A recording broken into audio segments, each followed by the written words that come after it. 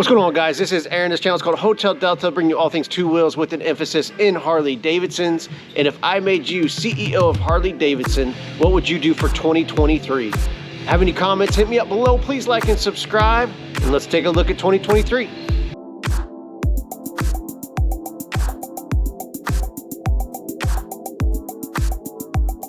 What's going on, guys? 2023 is almost here. So, hypotheticals are a lot of fun. We always talk about, in the shop, hey, if you had control of this or control of that, what would you do? What would you like to see be done?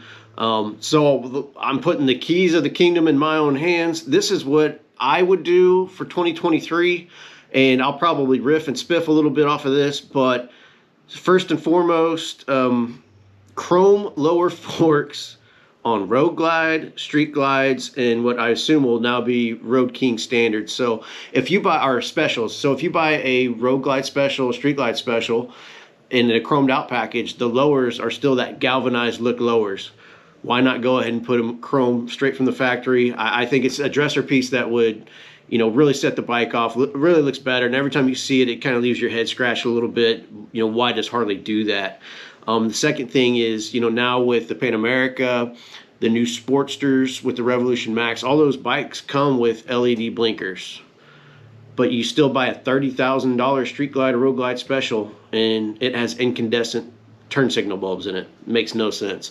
Let's get some LEDs in those. Stat, please.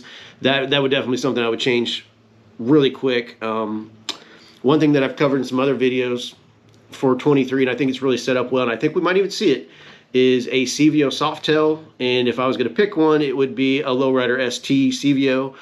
So that is another thing that going forward I would definitely try to implement.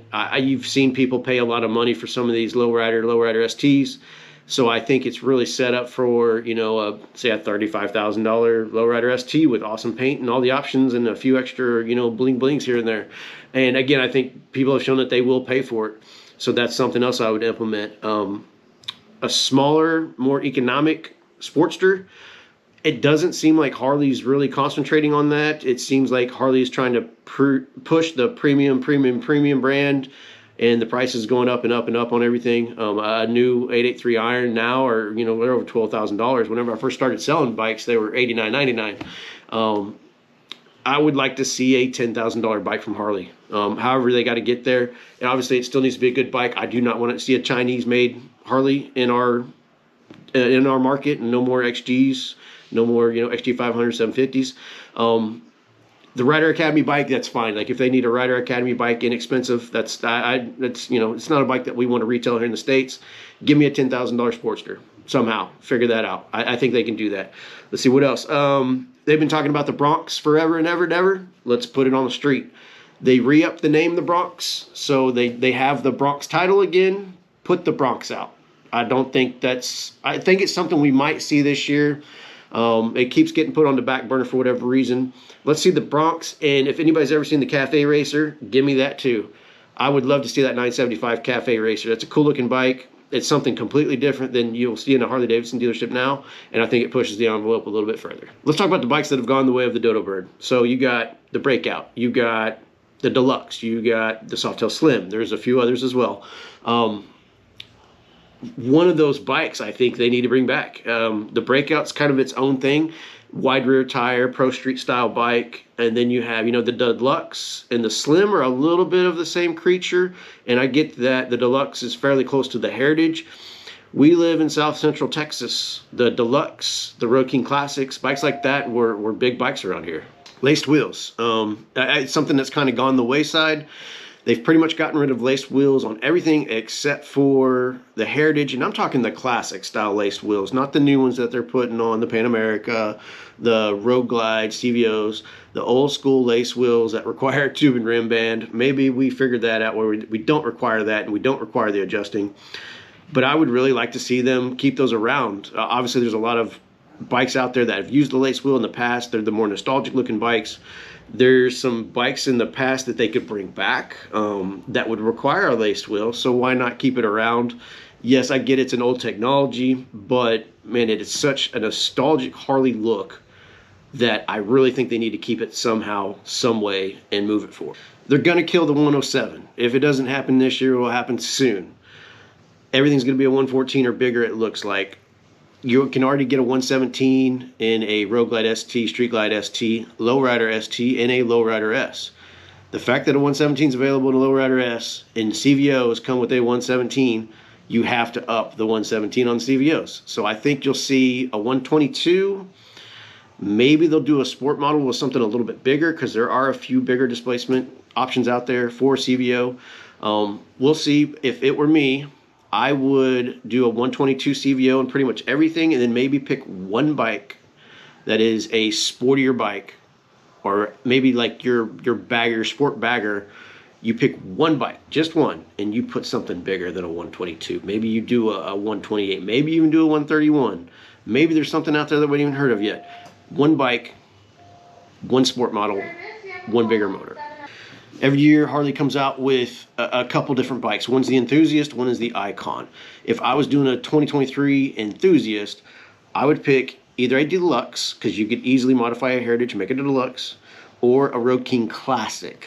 And I'm talking old school classic, laced wheels, leather bags. And again, it has a lot to do with the region we're in. Those bikes would do really well down here. I know they wouldn't sell everywhere, but pick one of those, either Deluxe or the Road King Classic. Bring it back with laced wheels. Give me some white walls, some leather bags. Let's make it cool and give it a badass paint job. That would be my Enthusiast for 23. Icon? Icon should be an icon, right? We know what they did last year with the Diablo. Pretty cool. Paint was awesome. High priced. Let's bring the price down a little bit. Let's make it something that we're not making, and basically a one-off collector's edition, 1 out of 1,500. Give me a Softail Springer, a 2023 Softail Springer. I think it's the only way they would ever do it. I don't think you'll ever see Softail Springers mass-produced again, but give me a 1,500 run Softail Springer for 2023, and I think it'd be pretty badass. Last but not least, whenever Harley comes out with new models like this is something I would do. And it seems that Harley in some way has caught on. I did cover this in a video a few weeks ago, and since then Harley has come out with some things. I can't talk about them, but pretty cool deals. Whenever you come out with really new bikes with a lot of technology on it, you really want your employees to grasp that stuff, learn that stuff, incentivize those employees to jump on those new bikes, the Revolution Max motors, stuff with new technology in it, with rider aids and stuff.